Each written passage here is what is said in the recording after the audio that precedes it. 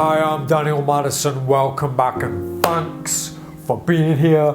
Charlie Madison and I both appreciate you choosing to spend a little bit more time with us today. Today's a very special episode of Madness. This is Madness episode 3, the podcast, videocast.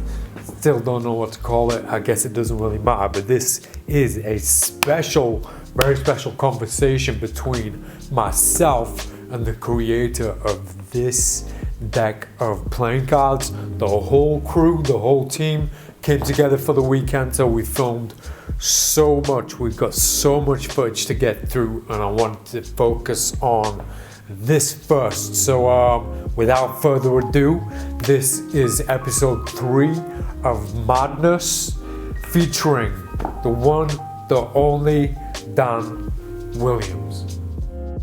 I am Daniel Madison. Welcome back to the Madhouse, the Mad Studio, for podcast number 3 with the one and only Dan Williams. Dan is many things to me: manager, customer service, personal assistant, all-round helper.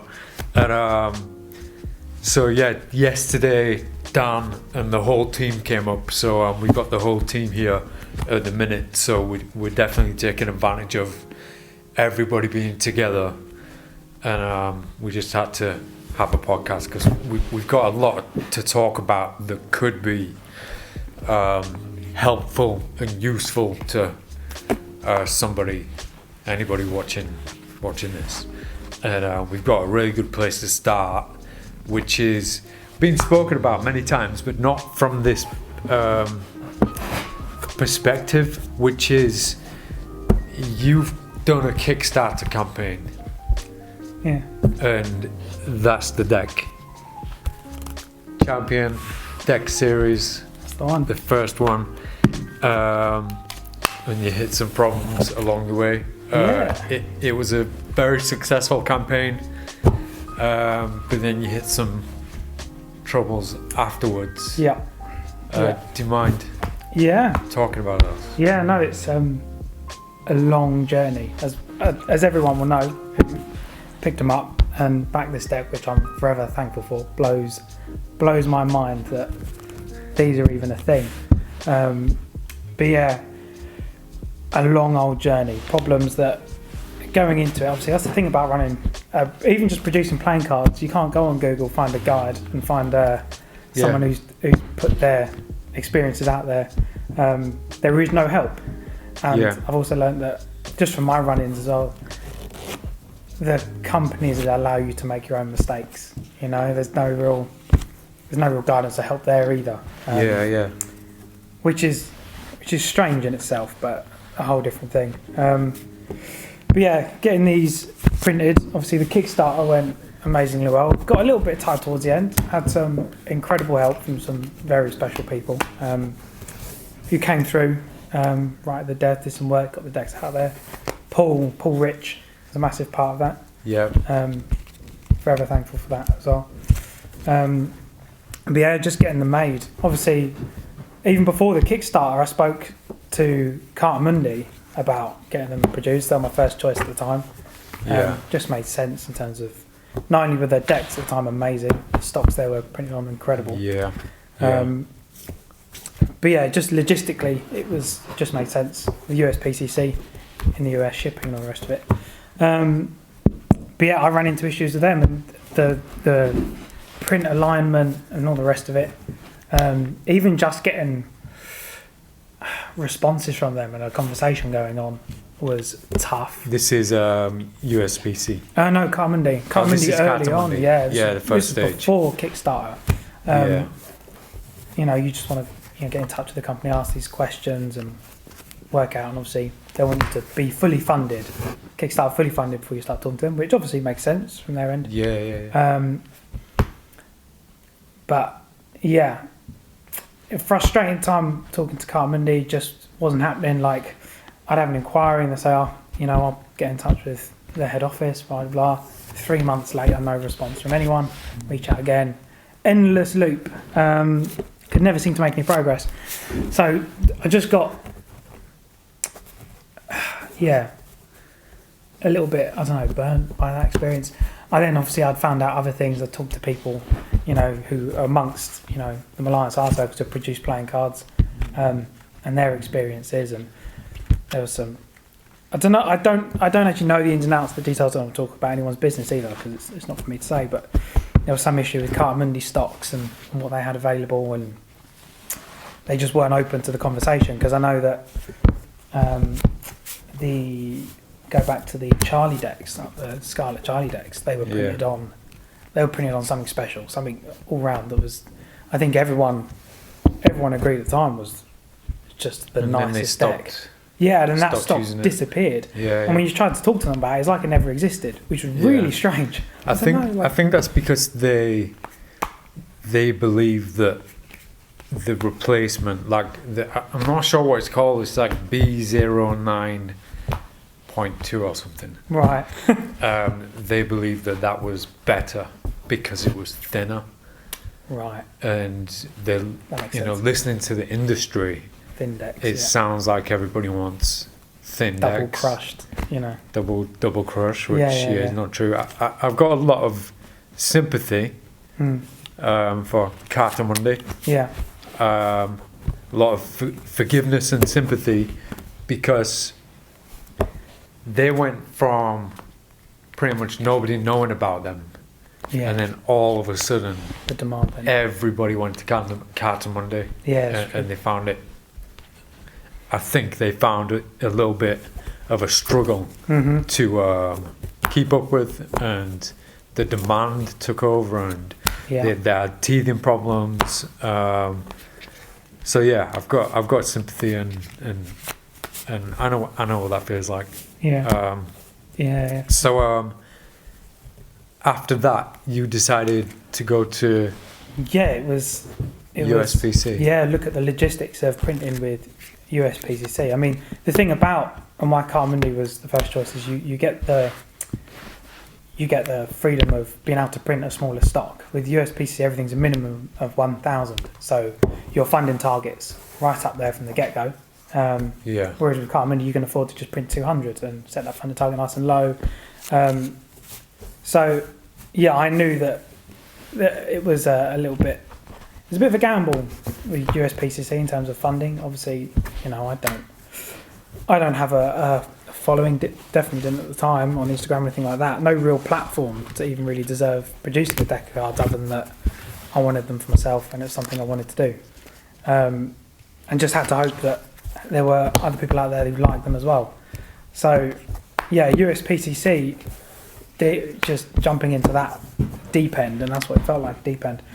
It was a bit scary, but it felt right. It felt really good, because actually they're really helpful. They sent me through everything I'd need beforehand, just guides and all the rest of it. You know, the help you'd expect. They sent me through all the help I needed. Obviously, I'd sent them the designs, but that couldn't go through to their proofing department until I had been fully funded. So there was no real work done with them. So everything was signed off for me to be able to use USPCC on Kickstarter, and all that got on the roll, you know. So you start promoting it, you start putting out there, printing USPCC, this stock, fulfilled by gamblers, all the rest of it, and that's all over your Kickstarter page. And that just felt great. I was like, okay, this is great. We're going right in the deep end, and if it doesn't make it, it doesn't make it. You know, I'm happy with that. I can live with that. No issue. Got through to funding. I think we had like 2 days to go.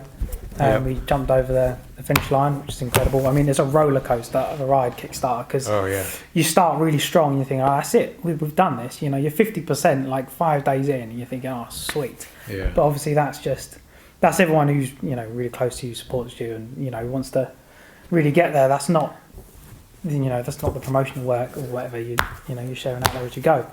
Then right in the middle, everything dies, and you'll have like a week where actually you're losing sales because a couple of people change their mind and nothing new's coming in. The stress that comes with it. I think again, just because I had conversations with Paul Rich, and when he was running his Kickstarter, he had a similar thing, like a really scary like middle week where it's just like, oh, what the hell's going on? You know? Yeah, it's not straightforward. No, it's not. And you think, oh, it's just going to slowly climb all the way through to the end, happy days. But no, there's a scary patch right in the middle where things just seem to go quiet and the stress creeps up on you. You're checking it every day, just staring at your Kickstarter page, like, you know.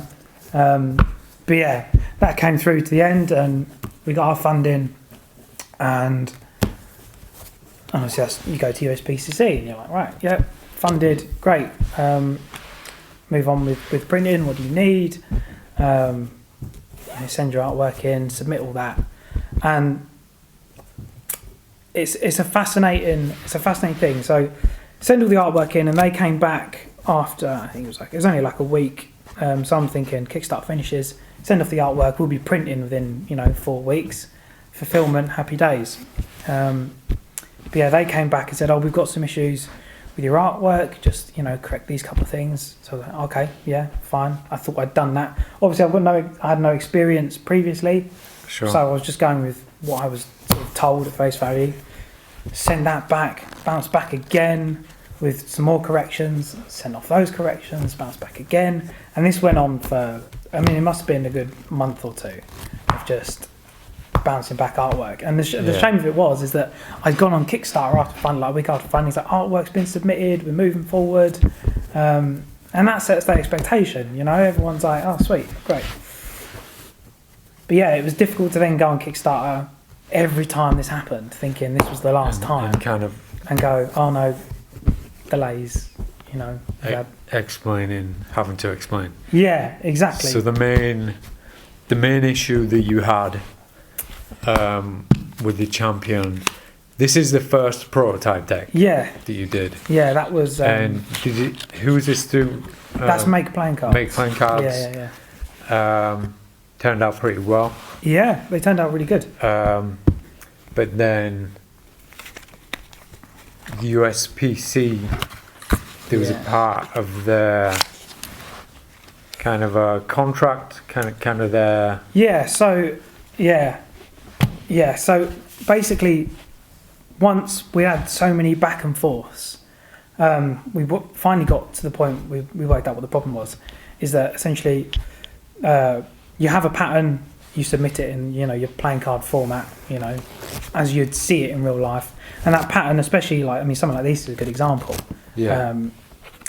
That pattern need to extend past. That's the Steamboat. It is the Steamboat, yeah. Yep. Yeah. And that pattern would extend. You'd need to extend your design past the borders of the playing card to a certain limit. Yeah. And that would then result. Obviously, that's their freedom to cut that deck. Essentially, that's the cutting error margin. Which, and it's a shame because the person I was dealing with USPCC knew it was a problem as well, because when I sent the artwork in, instead of going, oh brilliant, thank you for that, and send off the print, the examples of what my design would look like when cut and printed were sent back to me, and it was apparent to them that it wasn't quite right. Like, even though this deck doesn't have a border, it is essentially a repeating pattern. Yeah. If you shift this entire design like a couple mil to the right or a couple mil to the left. Sorry. That's all right, you're good. Hello. 20 sausages in each bag. 10 bags of those. Yeah. No, I'll explain to you later. Yeah. All right. Thanks, Grandad. See you soon. Sorry about that. That's all right. All good. Official business needs sorting. Yeah. So, where were we? Yeah. Printing, USPCC, alignment, and all that fun stuff. Yeah. They sent me back the examples of what my decks would look like when they printed. Yeah. And obviously, as I was saying, if you shift my design a couple mil left or right, you end up with. It just looks wrong. It just looks wrong. Now, it might just be me, and just being way too, I don't think fussy is the right word, but I spent ages with the design, sat with it for a long, long time, after I put this together. It's been a long old process.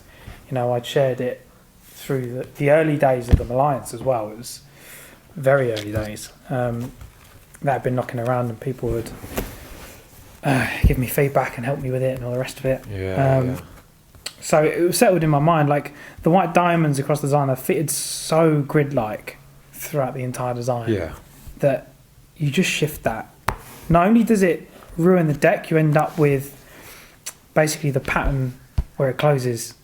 If it starts opening again, where the pattern shifted to one side, you end up with essentially a one-way deck from the side edges. And that's not what it's meant to be about. It just looks wrong. It just needs to be perfect. It needs to be perfect. Yeah, and that was my big gripe. And we have back and forths about how we can alleviate, just sort of limit the damage that could be done. And when the suggestion was sent through, it was like, oh, why don't you, just put a white border on the deck? Yeah. I was like, well, no. Like, these are sold. The people have an expectation now. I can't go, oh, right, no, actually, this is now a bordered deck. It just, mad suggestion. Just to be careful with the wording of what we say next. Yeah. USPCC basically asked you to sign up for the print with a certain percentage of chance that the registration would be off. And you have to take accountability for that. Essentially, yes. And if the registration's off on those, the whole deck is wasted. That's can't be used. Exactly. That's where I stood on it. It was an agreement, essentially a legal agreement, to say that I was, I'd been made aware and was fully aware of the potential misalignment, and that anything within their boundaries of their alignment, I'd have to legally accept, as in, I'd have to purchase a 1,000 or all the decks that fit within those margins. And when I found out that could be a lot of the decks that would be, outside of what I'd call, spot on, I was just, it just seemed mad. I was like, I couldn't sign up to that. Couldn't do it. It just didn't sit right. And I was caught between, obviously, making the announcement on Kickstarter that this deck now won't be printed to USPCC, or sending out potentially a load of misprinted decks. Now, is bad news. Exactly, it's a lose-lose in a mad situation. Obviously, I had a previous conversation with Carter Mundi before. Like, the easy switch would have gone, oh, USPCC can't do it, so go to Carter Mundi. But I'd had the similar problems with Carter Mundi beforehand. So it was. You'd already been there. Yeah, I'd already been there before the Kickstarter. I'd even started the Kickstarter. They were the first people I went to. So yeah, it was just a bit mad. I couldn't believe what was going on. Now, I mean, USPCC are great at what they do. We've seen, and this is the hard thing to explain to people who come asking, is there's a ton of borderless decks out there. They exist. They're a thing. Obviously, you've released borderless decks in the past. They're some of the most popular borderless decks you can get. It's just a combination of this design and their printing alignment. It just doesn't agree. Like with something like this, with the fine pattern design, with something like the dealers, the red borderless dealers, is that if there is a misalignment, you don't really see it. You don't really see it with such a fine detailed pattern that's just purely repeated all the way to the edge. You just can't see the alignment. And everyone knows, I mean, I don't think anyone's had a straight cut bicycle deck. Do you know what I mean? Like, and with a deck like Steamboat as well. Yeah. Excuse me. There's a lot of good things that you can do with the misprint. Oh, of course. Like if you turn all the aces round, you can see where they are from the side. Yeah, exactly. But that design is fine with that. Yeah. Because the same artwork just continues, whereas yours stops. It has to stop. Yeah, it has to stop at the end. Exactly that. So you started. I needed help with when I started this business, obviously, and I've known you for a long time. Yeah. I knew you were the right person for the job, and so I offered you this job Yeah. right in the middle of this. Yeah. Yeah. And so what we ended up doing is we're now printing your playing cards. So Yep. for the first time, Madison playing cards are printing somebody else's deck of playing cards, and I wouldn't like to call it an experiment because it's not really, because No. it's gonna work. Excuse me, because Cartamundi, USPC, other printing companies. I'm not sure how true this is, or if I should make this allegation, but not one of them knows how to get that alignment and that registration 100% accurate. Yeah. The printers that I have, the alignment, the registration is 100% accurate. Not 1 millimeter out of space, not 1 millimeter this side, not 1 millimeter this side, and that's a guarantee. And so we had a few prototypes made just to check. I think that is that the prototype that you're these are playing yours. with. These are yours. Yeah. Just to see, Yeah. just to sample the product. So they're going to be printed on the same finish type 0 as the red deck, the white deck, the white advocates. Yeah. So nice and thin, nice and smooth. Yeah. Our best possible quality. Yeah. Same tuck cases Mhm. that we use. Yep. And at the minute where we are, they're on their way from the printers to here, to the Madhouse. Now, my ultimate goal with the Madhouse, with this place, if anybody watching hasn't seen the tour or you haven't been downstairs yet, just go check it out, because we've got downstairs huge space ready for the printers. There's only 3 of these printers in the world. I can't tell you who owns the other one, or I can't tell you who owns all 3, but he shipped one of them to New York, so he's using it just for himself, and the other 2 are still in China, and I'm working on getting them here so that they can be printed and fulfilled from here. The logistics of that and the getting the staff in to do that, the mechanics for the machine, is a logistical nightmare, which we're working on. We are working on it, so it will happen very soon. But at the minute, the printers are in China. They will be in Leeds one day very soon, That'd be a special and thing. I can't wait for that day. And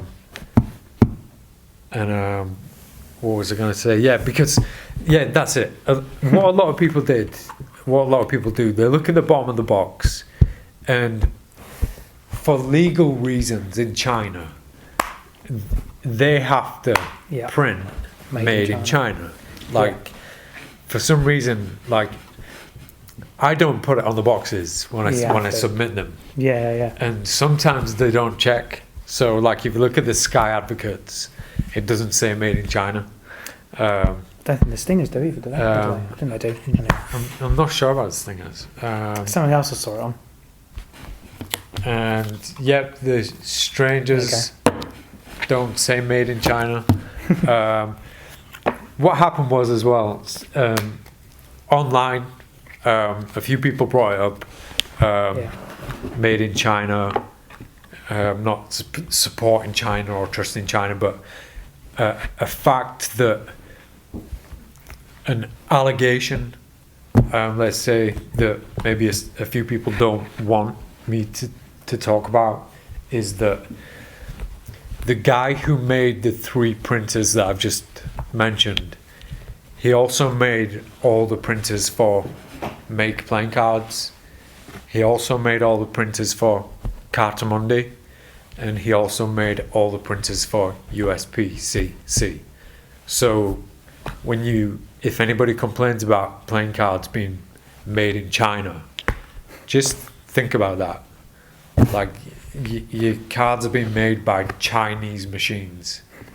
So yeah, I just felt like I had to get that out of my system, because people think, oh, made in China, you know. No. And it's very narrow-minded, because It's good to get that out there, like especially just some of the story behind the printer situation and the rest of it. Because obviously I've known that, and that's been part of our conversation for a while. Like, this is, it's not news to me, but that's not knowledge to anybody else out there yet. And so that was really interesting to.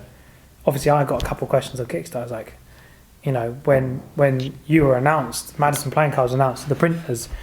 A lot of people, that was just new to them, the idea that you were independently the producer. So people were like, so you say Madison's, it's Madison Playing Cards as a company, but is it what, this printing company that's doing it, or this printing company?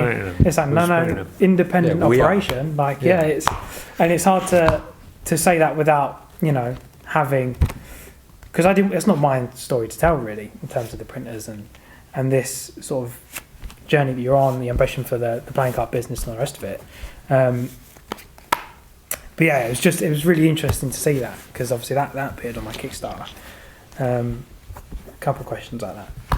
But yeah, I mean, I know, and anyone who, the Lions people who pick up your playing cards will know that it says made in China on the bottom, but damn, like the Chateaus, like the Strangers, the Scarlet Advocates, they're one of the best decks I think I've ever worked with. The White Advocates as well, they were special, really special. Me too, and it's a weird thing, because if I sit here and say, oh, the White Advocates are the best quality deck I've ever felt, people aren't going to listen to me, because that's bias, and that's me self-promoting. So I've been keeping quiet, and I've been letting other people do the talking. Mm-hmm.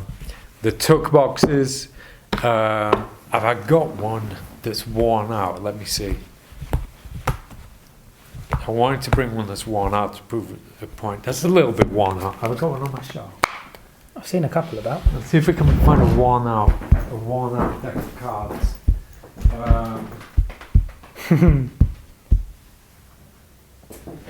Not in this room, but even this one, you can see it's starting to wear out on the sides.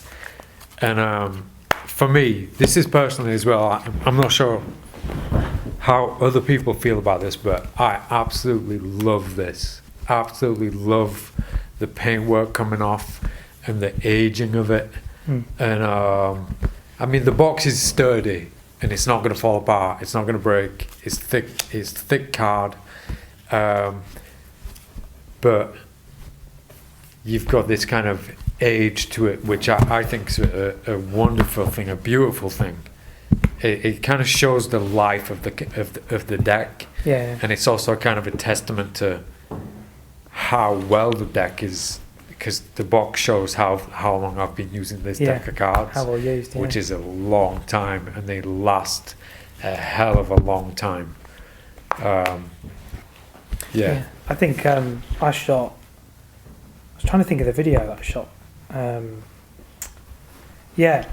It was a ITH sort of false riffle, in the hands riffle shuffle routine thing, and that took me the longest time to be able to shoot, and that is a cruel move on a deck of cards. It was an ITH and then a vice shuffle as well, and that'll destroy any deck within an hour. And I was 3 days in attempting to film this thing with the only Scarlet Advocates deck I had at the time as well, and it just stood up. It's just stood up, and I can still take it out and I still use it, and it blows my brain. You still do it, It's just the deck has no right, to stand up to that sort of torture. I'd used USPCC decks in the past. I think I shot a big project with a USPCC deck. I think it's about a year ago now, but yeah, I can't use that deck anymore. I think that the ink had bled off it. I was in the same move with the same card off the top. I'd actually had the ink completely worn off the top card. Right, had a red finger and everything, and all the rest of it, which was a weird thing I didn't even know could happen. I'm sure that happens with these too, but I've not seen it yet. No, I didn't experience it at all. But I'm sure it would. Yeah, after a while. Yeah, I'm sure it would after a while. Yeah, but no, it was but yeah, obviously USPCC went wrong. It just couldn't happen.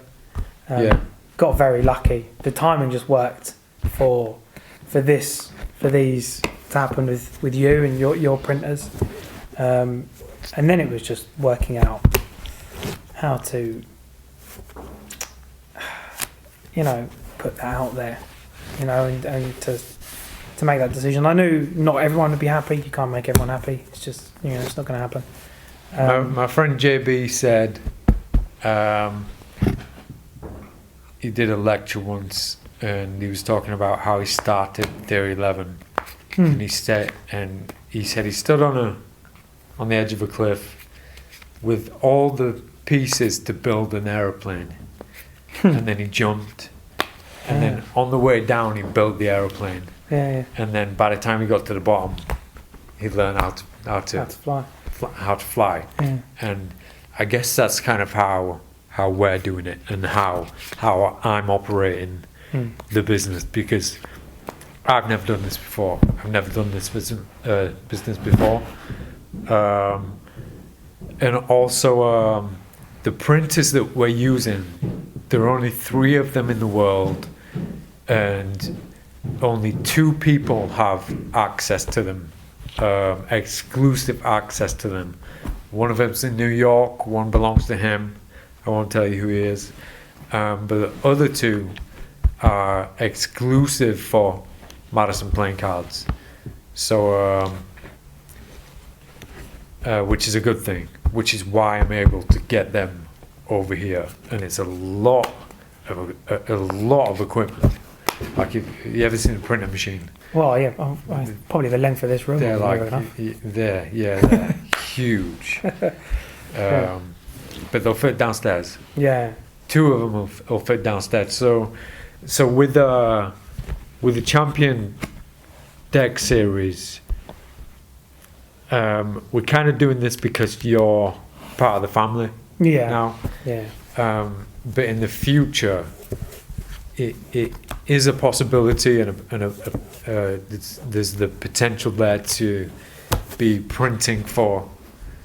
That's kind of the aim as well, like to be printing for other people, printing other people's decks. But I feel like that's a long way down the road yet. Yeah, there's a lot to happen. Because there's still a lot that we need to work out, and we're working it out as we're doing it. Yeah. And we're getting there. We really are. Yeah, learning big lessons along the way. Things are improving at a rate of knots. Yeah. A lot of work to do. I mean, the interest is there as well already, which is amazing. I've had people ask, I've got a deck I want to make. I've heard Madison's producing cards. How do I go around sorting this out? And it's sort of, I feel bad, so it's like, yes, this will happen down the line at some point in the future when everything's ready. But I almost feel bad because it's just saying like you're going to have to wait. Like if that's something you're committed to, it will happen, but a lot of work needs to be done.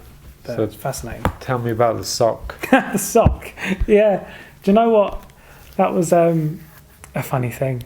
Obviously I had some prototypes made up early days in the Kickstarter, and I had a few people I wanted to send them to, including yourself. And you want to just do something a little bit special. I was like, we'll just wrap the deck in something nice. And that was I'd had that printed because I was messing around with surfaces for making close-up pads. Yeah. So I had a massive sheet of that stuff. I was like, what the hell do I do with that? I just got the size wrong. Obviously, that pattern's meant to be about that big. So I was like, I need a use for this. I was like, my mum, she loves sewing. She makes her own clothes, and she's good at it as well. Really good at it. Yeah. Yeah, I mean, she used to make loads of shirts. And And yeah.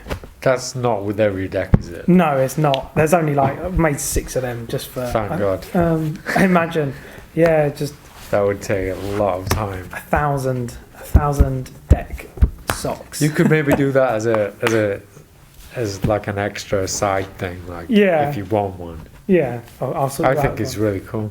It's a cool little thing. Yeah. Like, yeah, I didn't know what to call it at first. I thought it's not a sock because it's got 2 ends. yeah, holding both ends. Yeah, So I thought it was a cardigan. yeah, jumper, deck jumper. Yeah. Deck jumper. Yeah, So no. can you talk about these? yeah, the white deck. The This white is on deck 2. you're still calling it Yeah. number 1. Ignore that. Is that when I sent those? Is this number 2? Yes, it's deck Okay. 2. The number 1 numbering's obviously come off of this damn Yeah, design. So yeah, that was. I put that on Instagram actually. I put a picture of when the prototypes first arrived. I put the picture up, and I was like, "Can anyone see the mistake?" I was like, "Can anyone notice what I've done wrong?" And yeah, so yeah, they're numbered number 1, and that's only the prototype. So in a weird way, it's the first print edition of the number 2 white deck. So yeah, it's a funny little thing. It's a beautiful deck. It's come out mad. Like I'm so happy with it. And it's a bit different to... It is, yeah. So I wanted my main thing is I wanted a deck that was mine that I'd love to practice with. You know, sit at a card table and enjoy using, which is what these were about. You know, a gambling deck, borderless design, and then I wanted a deck that I'd take out and perform with. You know, I love borderless decks, but I don't tend to go out and perform Magic with borderless decks. It's just, you know, but I prefer borderless decks. I wanted to find the middle ground, so it's bordered and borderless. The white deck, it's a weird thing.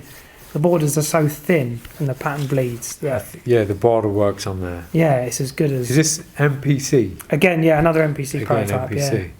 Yeah, I remember doing the shoot for the Remedies trailer in the woods with Charlie and Toby, yeah, and we were using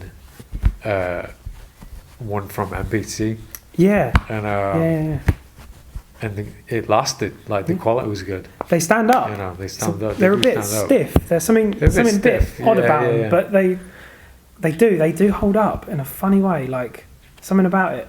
They are, yeah.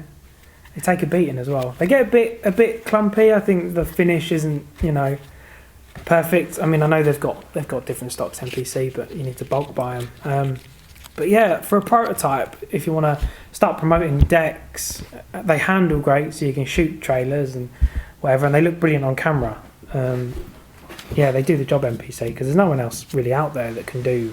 If you just want 12 custom decks or just 1 or 2, there's no company out there that really do that for you. So Make playing cards, yeah. what's the plan? Once you've done the red. So yeah, What's the plan with the white? Are you just gonna follow it up straight up? I wanna get the white decks done pretty sharpish. Yeah.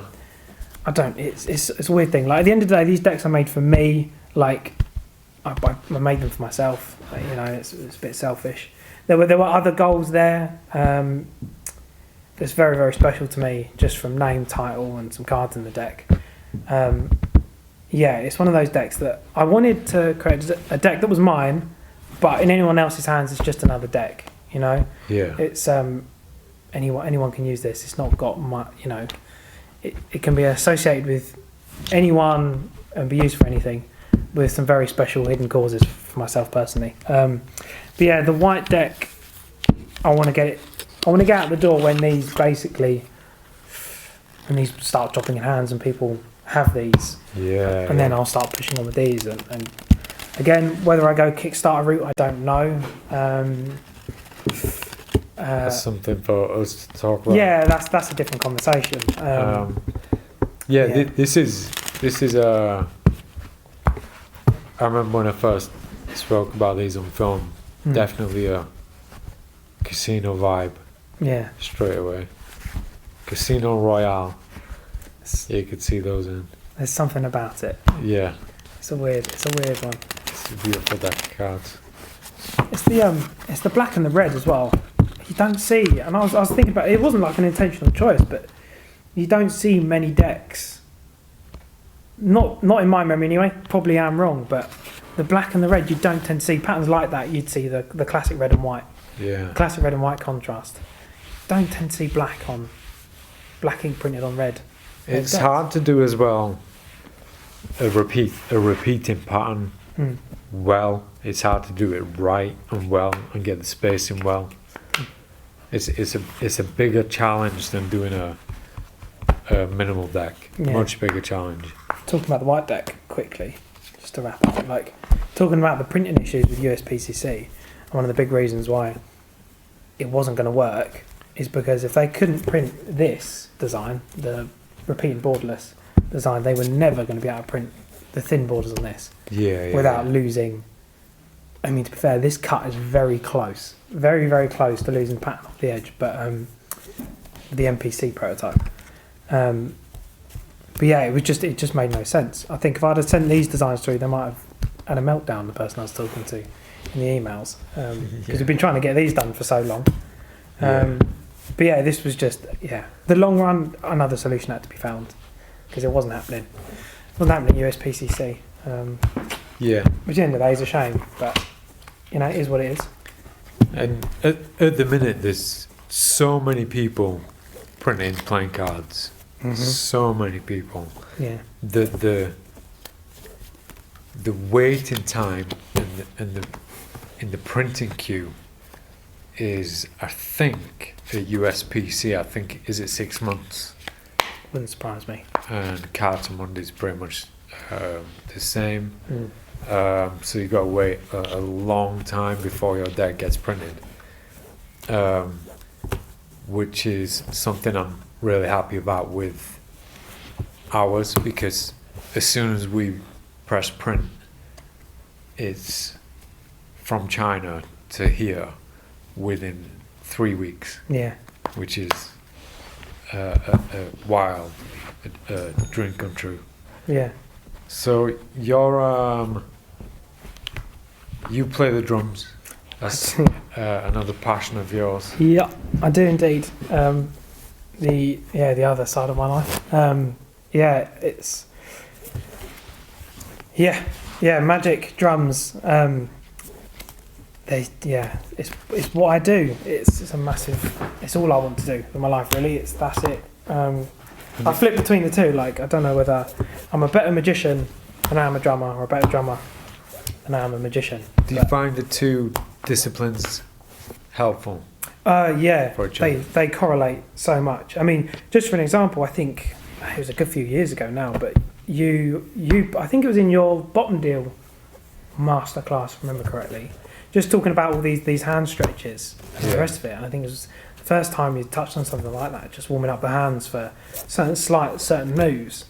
And it just, because I've got real bad joint problems in my hands, like tendonitis. Well, I'd say I've never had it diagnosed, but damn, I get real issues. And obviously everything I do, drums really heavy on the wrists. It's an absolute joke. And the cards just use muscles in a way that nothing else in your life will do.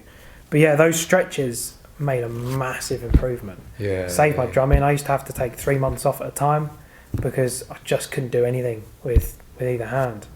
But yeah, the two correlate. It's skill discipline. I see them as one and the same thing.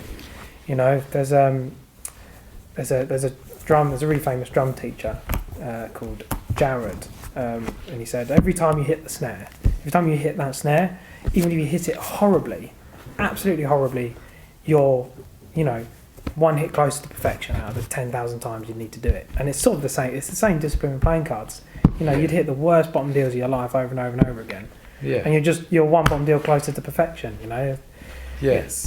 You step. Yeah. And obviously you're never going to jump straight in and be perfect. You need that. You definitely need patience, perseverance, and it is an endurance, and it is playing cards. One of the easiest things to give up on. Yeah. and I've seen it happen because magicians, card people, when we get good, when we get skillful at it, a part of the grace of it, we make it look easy in a way. We make it look. I'm trying to think of the right word, but graceful seemed a little bit arrogant. Like we can make it look Natural. easier than what it is. Natural, yeah, instinctive, and just Yeah. you know. So when that inspires somebody to, I want to do that too. Yeah. So they get the cards, they get a lesson, and then they realize this is hard work, Yeah. and this is going to take years, Yeah, and yeah. they give it up. Yeah. So yeah, discipline is something you need a lot of. Yeah. A It's, lot of. I think it's a conversation. It definitely is a conversation we had when we first met. Is that it's beyond the point of, you know, loving magic, loving playing cards. It has to be an obsession, because there is nothing nice, I don't think, about the grind and the practice. Yeah. You know, it's not. There's nothing really enjoying about it. Learning new things is fascinating, and learning new methods, but sticking down the practice, it's just a grueling process. You know, it's beyond the point of love. It's something else. It's a crazy place where you're just in the zone and just absolutely, you know, grinding your way through. And For me, when I'm on my own, I've always got music playing, yeah.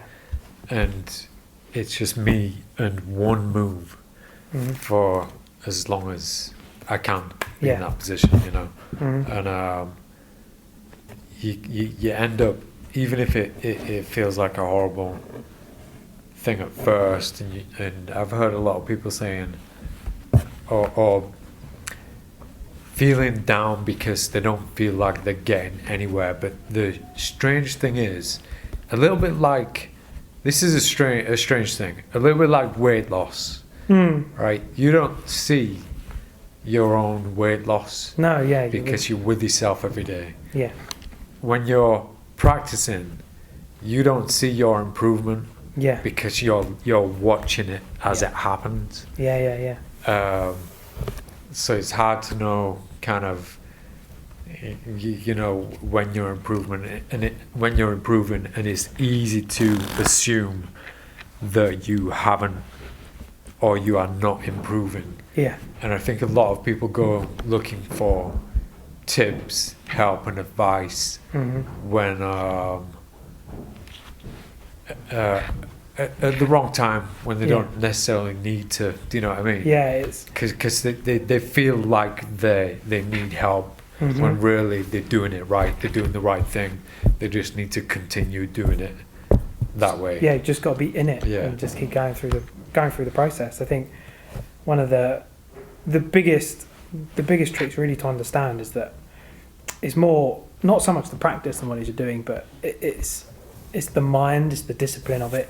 You know that it may feel like you're making absolutely no progress and getting absolutely nowhere for the longest time, and then all of a sudden, out of nowhere, it feels like you've had 3 days of good practice and suddenly it's all working, and you think the last 6 months was a complete waste of time, and you know, what was the point? You know, if I'd have just done this for this 3 days, it would have got here so much quicker. But people forget it's the entire process. It's all of the bad practice, the no progress, that all stacks up and gets you to that one golden moment. Yeah. You know, it's people. You get caught up in seeing like, oh, it's a waste of time. Why do I bother? I'm not getting anywhere.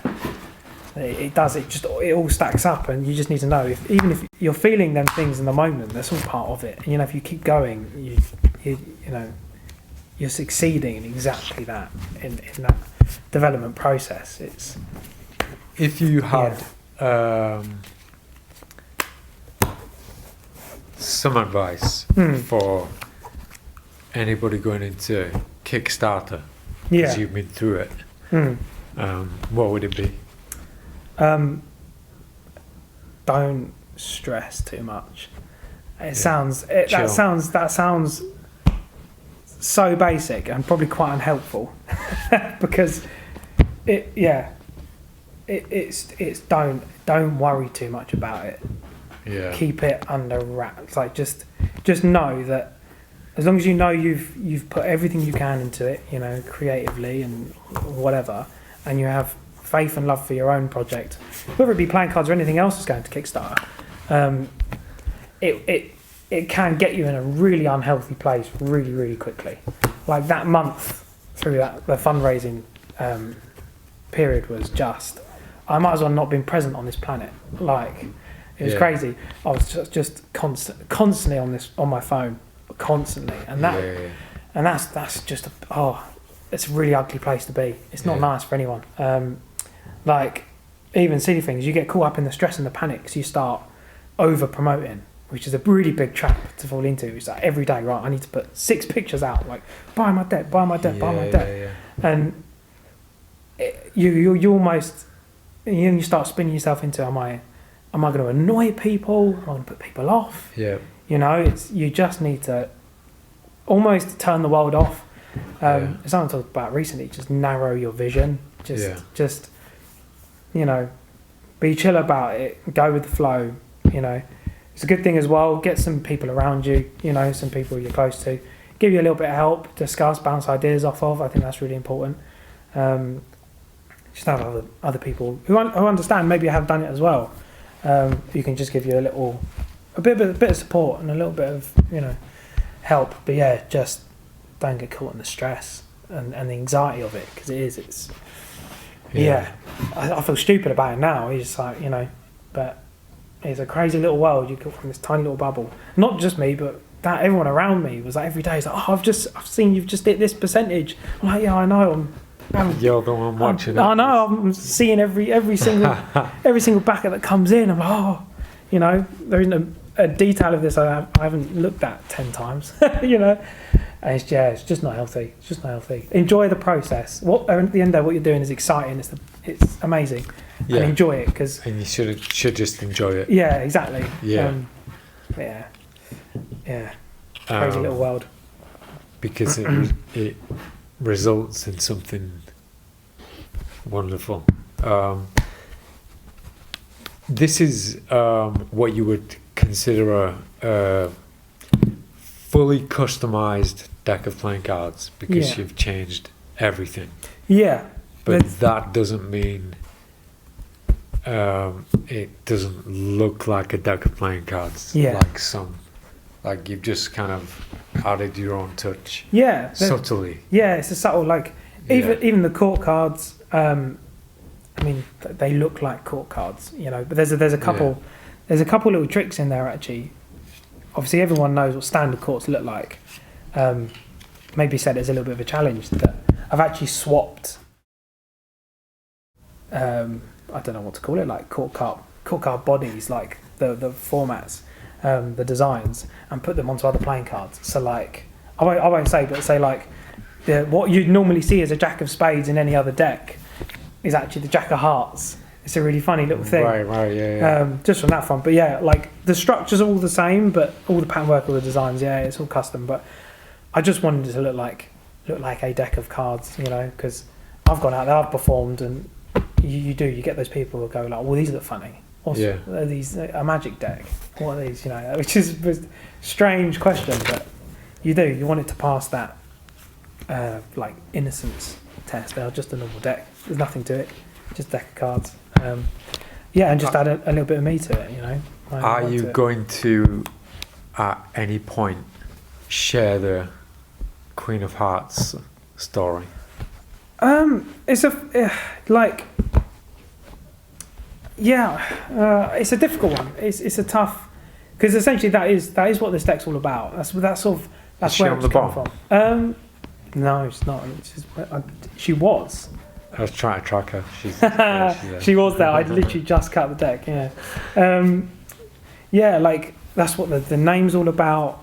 The core card is about the Queen of Hearts, and deck is about the Queen of Hearts. It's you know. Maybe one day. One day, yeah. Like it's not something I don't talk about. I'm not scared to share it. Like, it's not one of them things. Yeah. But yeah, it's.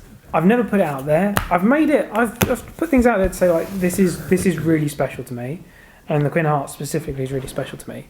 But that story's never been part of the, promotional campaign. It's not like I've gone. Yeah. This story. I was just going to say, if you were to talk about that during the campaign, this might sound harsh, but it would have probably sounded like a sob story. Sob story. Do you know, sales like technique.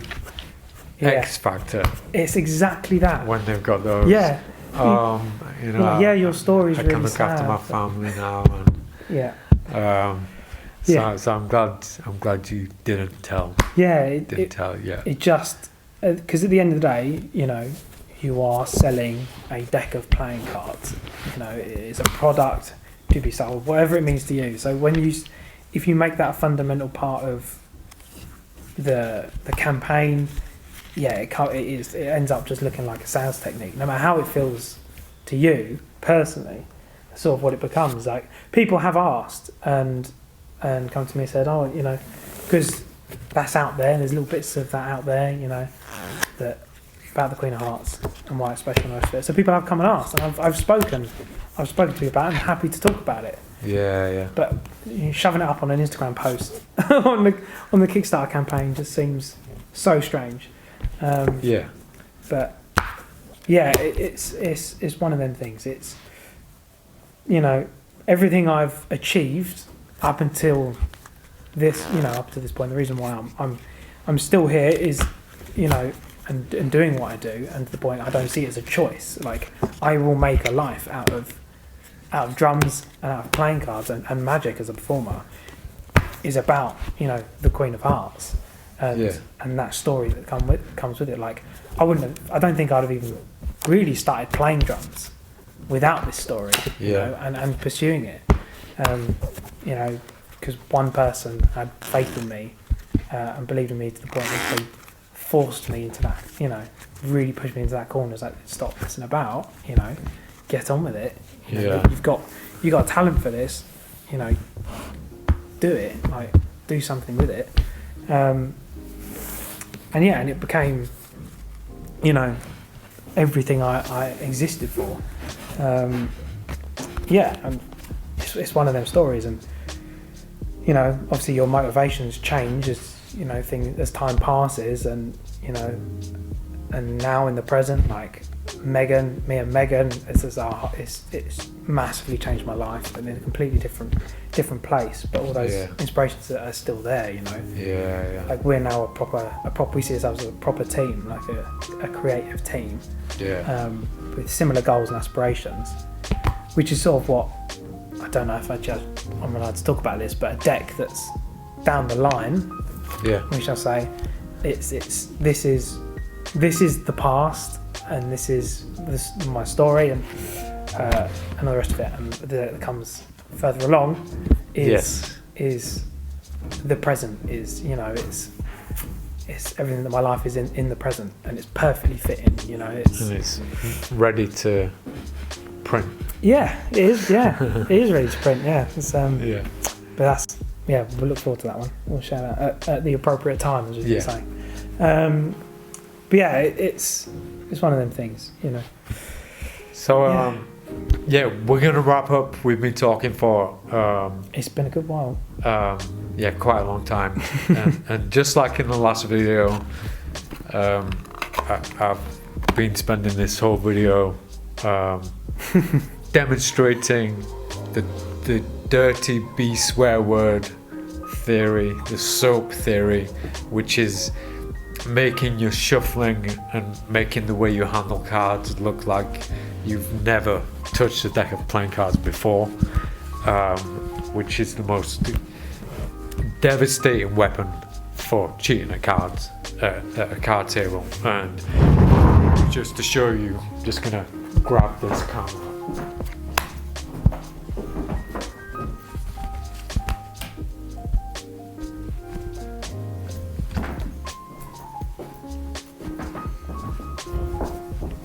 Because there's a lot of non-believers out there.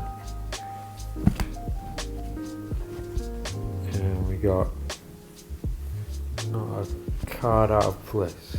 Perfect. And as a special outro for episode 3 of Madness, we're talking about Dan, his passion playing the drums. If you look down there, we have a drum set, and Dan's gonna play us out. And Dan's amazing. We filmed some stuff already, which you'll see soon. But yeah, Dan, thanks, and yeah, what an outro. Ready when you are. Man, Lord.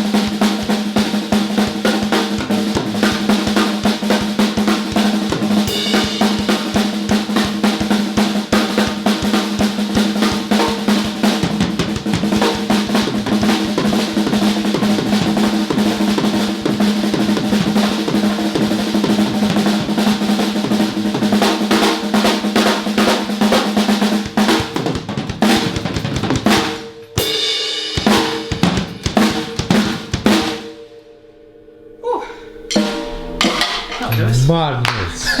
I have a drum set, and Dan the man, he's gonna play us out. This is a weird one. Worlds collide. Oh! There's a wire there. Keep going.